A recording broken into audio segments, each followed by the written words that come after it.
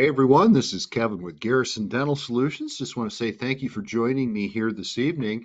It's just an introduction to this new product and the new technology that is built into it. It's really is very different. And you'll see as we go through this evening that this is not just your typical point and click flashlight.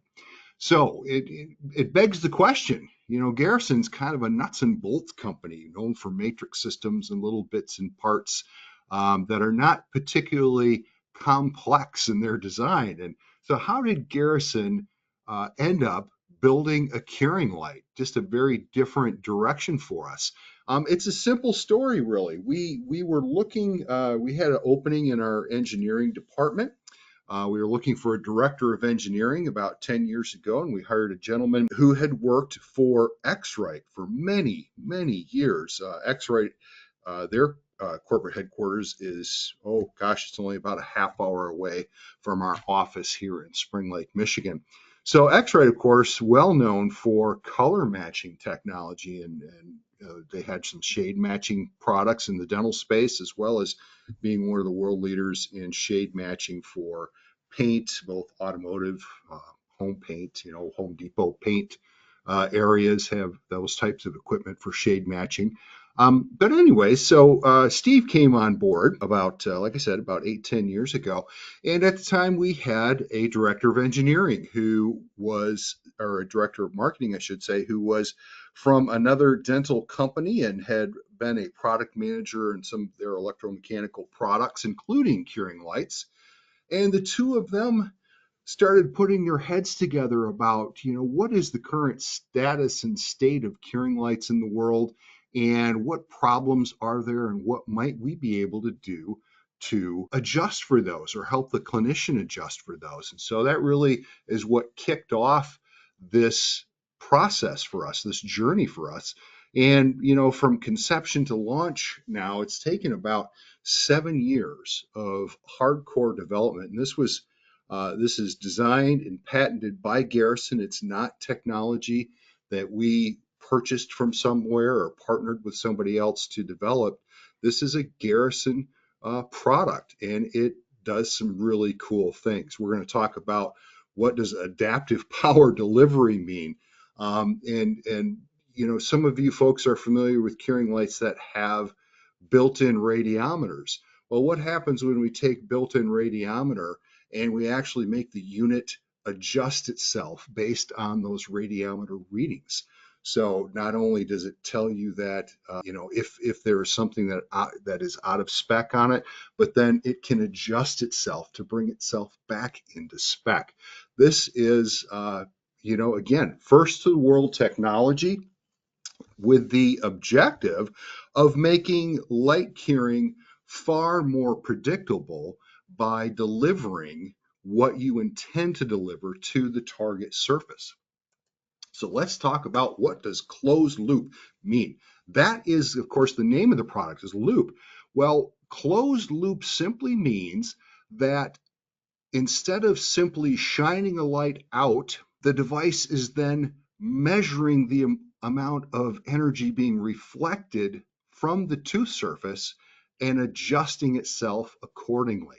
So if you dial in, you set the device to deliver 1,000 milliwatts per square centimeter of energy, that it does that regardless of the distance that you have between the tip of the light and the target surface.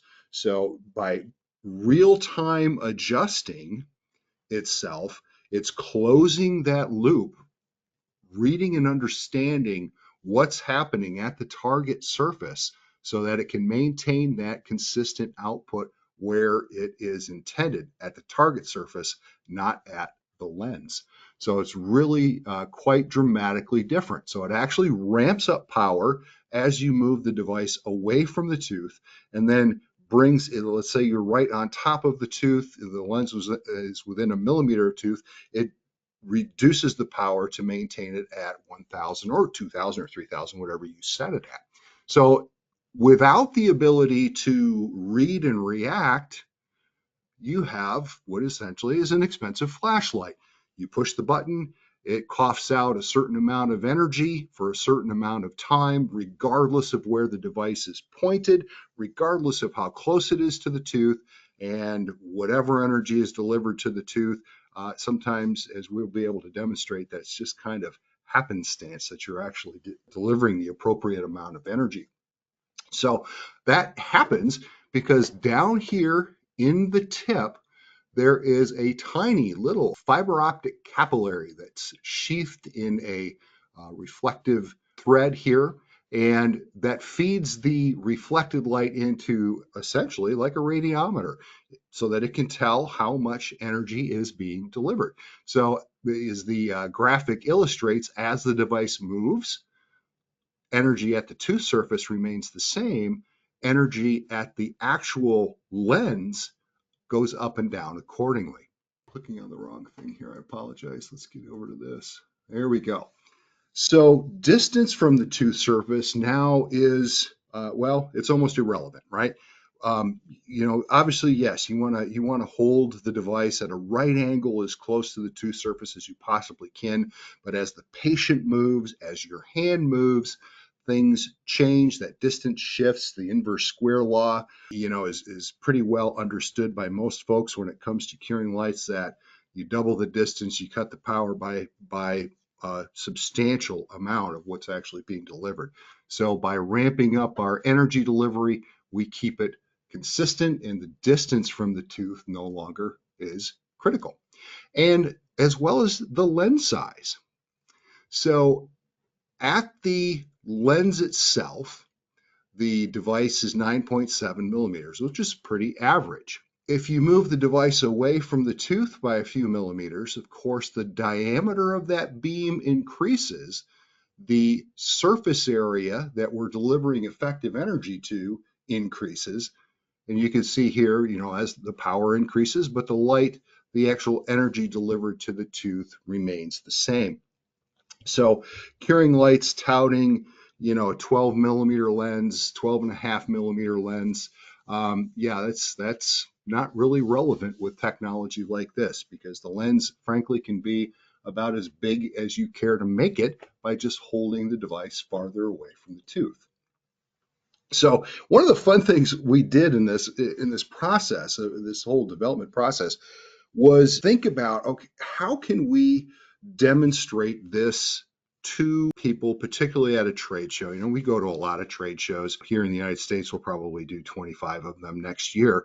And how do we show light, the Garrison loop light in comparison to other lights? So we built some of these fun devices, and the video I'm going to show you here in a minute is not the greatest, but it does show you exactly what's happening here. We have two curing lights. On this particular picture, I've got the loop over here. I've got a competitive light over here. There are radiometers built in right down here.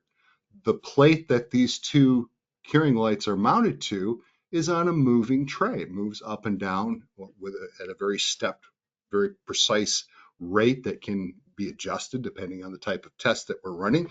And so we kick off both curing lights at the same time, and we can actually see the light being delivered by that curing light in real time as it is moved around.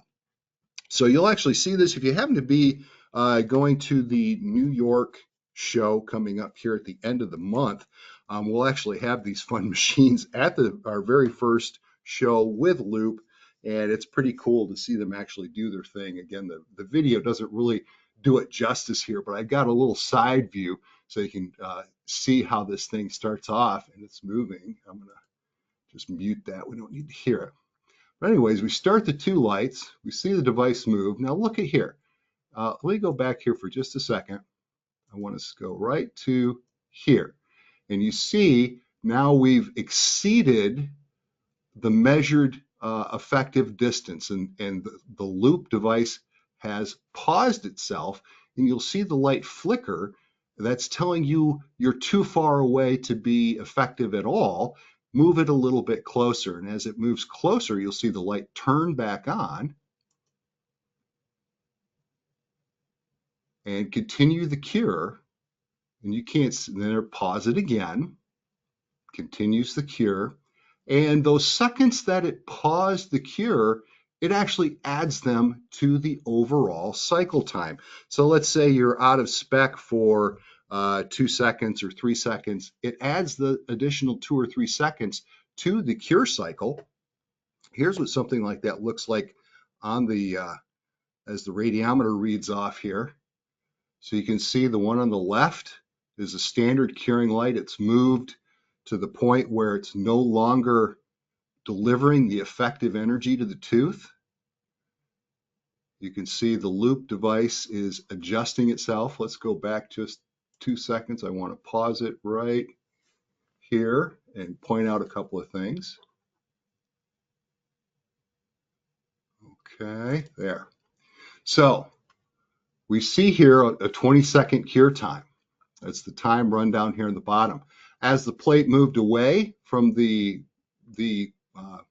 radiometer, the curing light energy dropped from what it was programmed to do, which is 1,000 milliwatts per square centimeter, to the point where the tooth was only receiving about 750 milliwatts per square centimeter. So we were actually only in the target range for 33% of the time. Loop in the target range as it adjusts itself as that table moves up and down 500 times a second. Loop changes the amount of energy it's delivering to hold it in the target range 100% of the 20 seconds, regardless of distance. It was delivering that 1,000 milliwatts per square centimeter. Now I switched out and put a different light in here. I put loop on this side. This side over here, I've got a curing light that has one of the fiber optic light pipes on it. And those perform even less well. And you can see here, as we get down towards the end of the cycle, we've got loop in its target range, never below, but in its target range 93% of the time. The light piped device 30% of the time was it in this target range. And when it got to, down here, this last 12 seconds, it was far enough away, it was delivering less than 600 milliwatts, 40% less energy than you thought it was actually delivering. So the distance, of course, is a well-known issue, and this device adjusts for it. So you'll see there'll be a much better video than this posted out on YouTube in the next couple of days. And of course, you can come see it live at any of the major trade shows. And it's a fun thing to do. You can pop different lights in here and compare different competitors to the loop device and see how they perform. Okay, so one of the cool things that this enables you to do is something we call auto start. So if you turn on the curing light and you are not targeted over a surface, the curing light flashes and doesn't start the cure cycle until you properly position it over the tooth. That goes whether you're on top of the tooth or you're curing a buccal or lingual composite, let's say just a class 1 or something like that on the buccal or lingual. If you're pointed at the gum tissue and not pointed at the tooth, the light's not going to cure that. This is really interesting in our trials that we've been working with clinicians in the field for quite a while now on this. And one of my favorite reports back from one of the clinicians was his assistant was getting very, very frustrated with loop. It wouldn't turn on. It wouldn't turn on, or it stops on me. And he looked at her and he said, well, it's because you're not actually pointed at the tooth.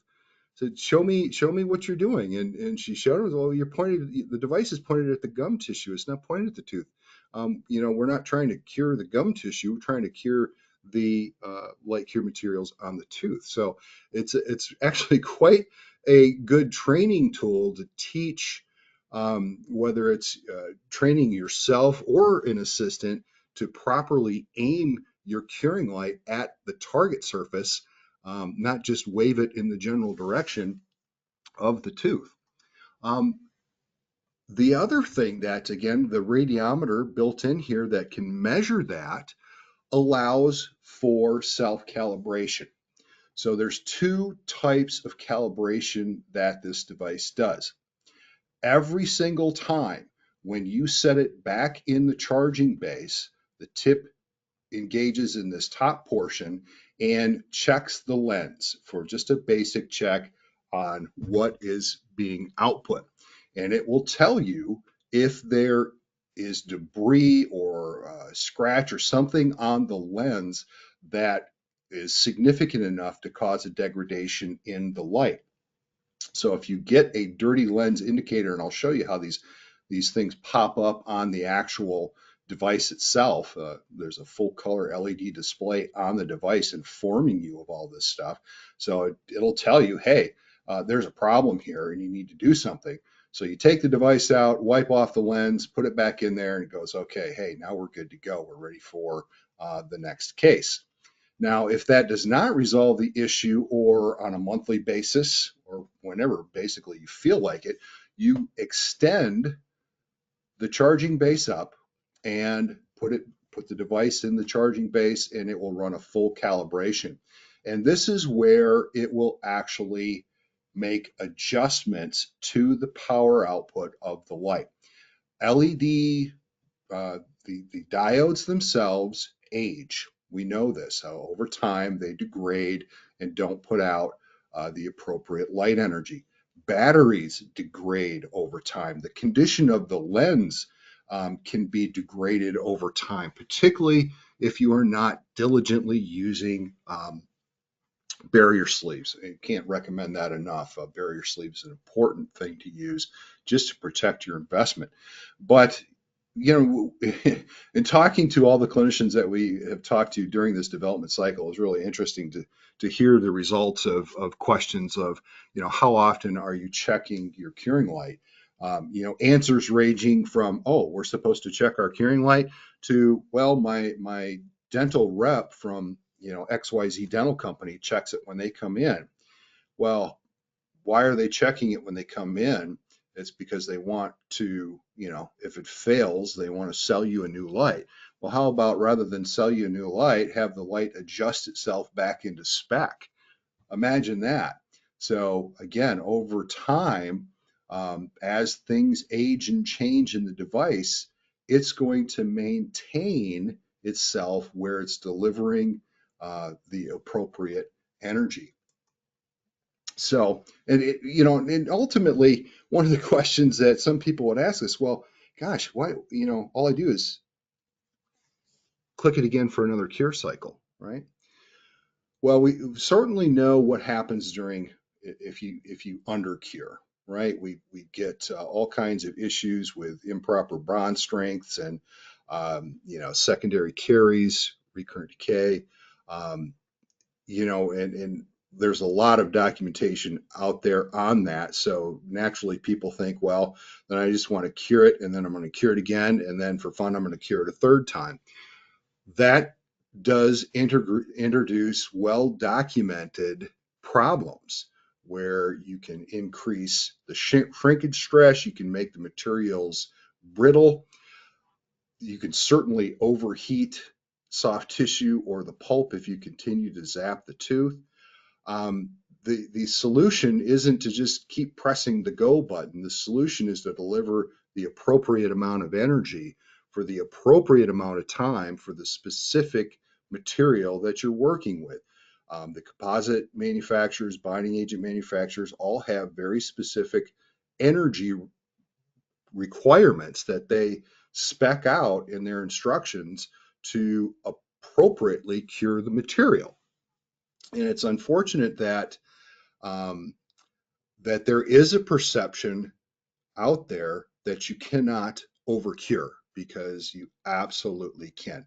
So, our objective here with developing this product was to deliver the correct amount every time.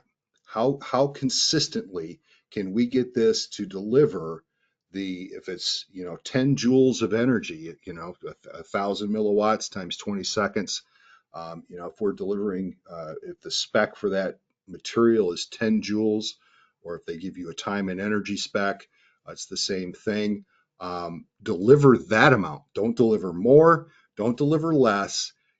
Provide the prescription that the material manufacturers tell you to. And then we can trust that we've done it correctly each and every time. Come on, camera. There we go. So funny habit here. Most of the time I'm teaching courses on class 2 composites, and I'm dealing with tiny itty bitty little parts, and it's zoomed way in on my hands, and I just have a habit of wearing gloves on camera so you don't have to look at the fact I haven't had a manicure uh, before having a webinar here.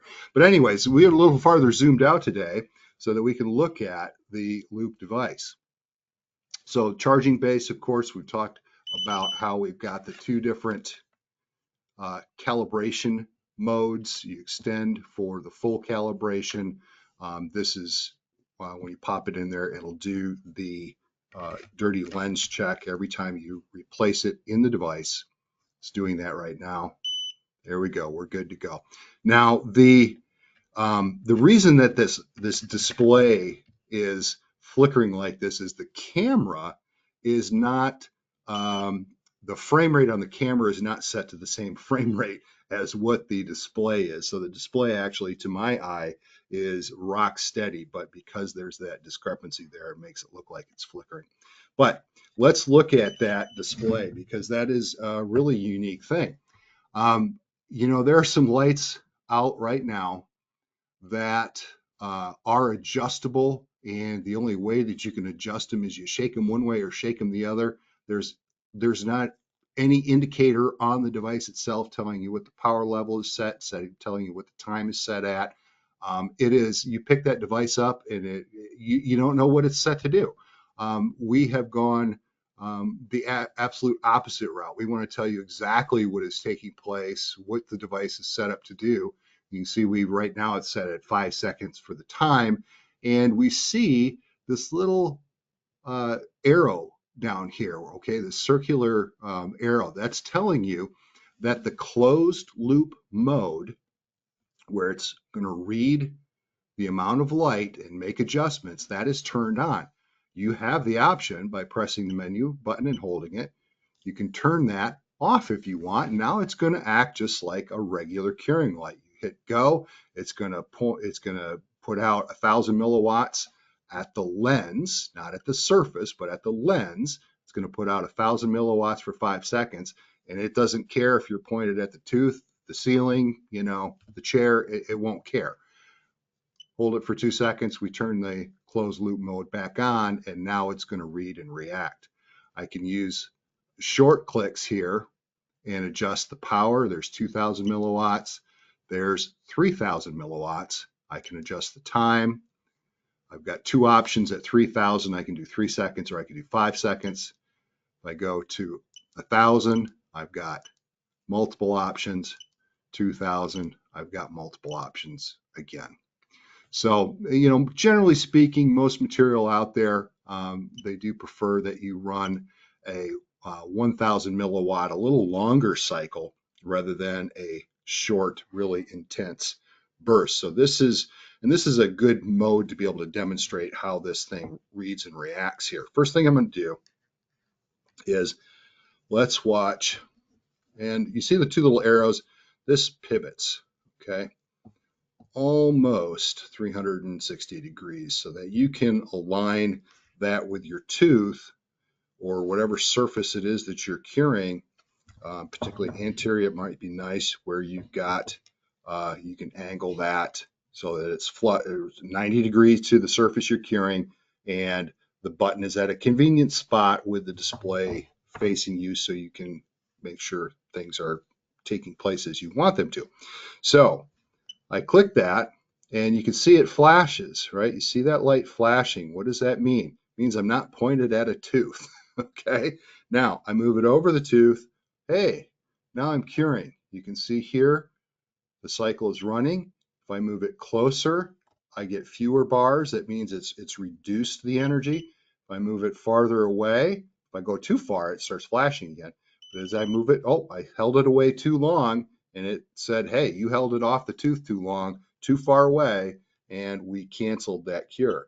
Let's look at it from the side. Maybe we can get a better sense of that. So you can see it's on now. I move it away. It's ramping up power. Now I've gone to the point where it's too far away, and I held it away too long again.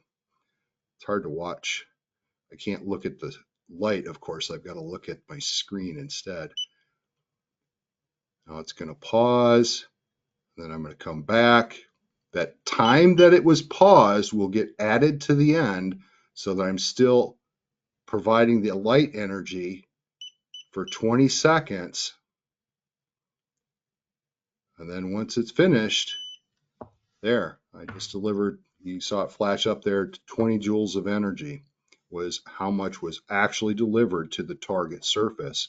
No guesswork involved. So again, the auto start is helpful no matter where you are. Bring it over the tooth surface, it kicks off. I'm moving around as long as I'm within 50% of the lens over that target. It's going to hold steady. That's kind of the key watchword on that little fiber optic capillary. You see, it's right smack in the middle of the lens. So if you move the lens off the target surface to the point where that capillary is no longer over the tooth, that's when it says, hey, I'm going to pause the cure and start flashing. Or if you move it more than 10 millimeters away from the tooth surface, that's when the distance calculation kicks in and says, you're too far away. I can't ramp the energy up far enough to make that adjustment. So it's pretty, the battery within here is exceedingly robust. This will go pretty much all day long without having to be returned to the charging base at all. So it's pretty helpful in that regard. One more thing I'm going to show you, and then if we have any questions, we can go to those. But if I press and hold both buttons, I'm going to go into the settings. And this is, you can see it's kind of a picture of the tip with a little sleeve on it and the green check mark. This says that this is currently set to adjust for a barrier sleeve to be on the device. Barrier sleeve, the ones that come with the device, it makes about a 5% difference in the amount of light energy delivered to the target surface, whether you have a barrier sleeve on or not. Some barrier sleeves, you got to really watch those because some of them are just, they're not as transparent, and they'll have an even greater impact on the amount of energy delivered to the tooth. So this actually adjusts for that as well. So I can turn the barrier sleeve on or off. Again, strongly recommend that you have the barrier sleeves on there and you leave it at its default barrier sleeve on mode. And it just gives it that little bit extra to adjust for that, the diffusion caused by a barrier sleeve. If I press both buttons, I jump right back here. So again, is being able to pick this device up, operate it from get-go. It's super simple. I can turn my closed loop mode on or off. Now it's off. It's just a fancy flashlight now, right? That's it's gonna put out 2,000 milliwatt or 1,000 milliwatts for 20 seconds, regardless of whether I'm pointed at a tooth or not. You see the little timing bar is going on here, and there's my 20 seconds. Okay. I just find it so much more comforting to know that, hey, if I'm not over the tooth, I'm not sending out energy. I'm only sending out energy when I'm over the tooth. And I know based on the self-calibration that I am always within my spec. Anyways, we don't have to go through that entire cycle. That gets a little boring watching things go for 20 seconds like that. Anyway, so that is the loop curing device. I'm going to put this up on the screen here again because I want to flip this. For those of you who are curious about it, the device retails for $19.50. So it's right in there pretty much with the majority of the nicer curing lights that are on the market. It's not as expensive as some, and it's definitely it's not a $300 foreign built cheapie either. But we do have a promotional introductory offer on that, so you can get a $100 store credit off a future order and free shipping. If you are interested in pursuing that, it's a 30-day money-back guarantee. And I believe we have a 3-year warranty on the device itself. So, but again, you can put it in your office for 30 days, try it. If you don't like it, you send it back, get your money back. So simple as that. All right, any questions from anybody tonight? Well, it looks like Brenda did have a question here. Somebody had a question. Is battery replaceable? Yes, it is. On the back, there's a little silicone plug here that covers a screw. The back cover is removable and the battery is user replaceable. It's quite a sizable battery in here, and it way more than what is needed for, particular daily use. Any other questions? Disinfection process. Great question, Terry. What we can't autoclave the device. You're just going to wipe that down with your typical cleaning solutions. There is a list of approved cleaning solutions in the instructions for use for the device. It comes with a cleaning cloth for the lens itself. And actually, I had one of our testers sent there at the end of the test, 2 months or whatever they had the light for. They sent it back, and they obviously weren't using barrier sleeves. They had so much crud on the tip, it wasn't even funny. And there's instructions on how to remove stuff. It's actually bonded on there. It's not too difficult to remove. But yeah, the device itself, just wipe it down between uses, and then again, really recommend the use of a barrier sleeve. Yes, it is a lithium-ion battery, John. All right. It looks like that's our last question. And yeah, appreciate the questions, John and Terry. Thank you for being here with us tonight. All right, folks. Looks like that's our last question. Any additional questions that you think of, just shoot us an email and we'll follow up with you, okay? Thanks, everybody. Have a good evening.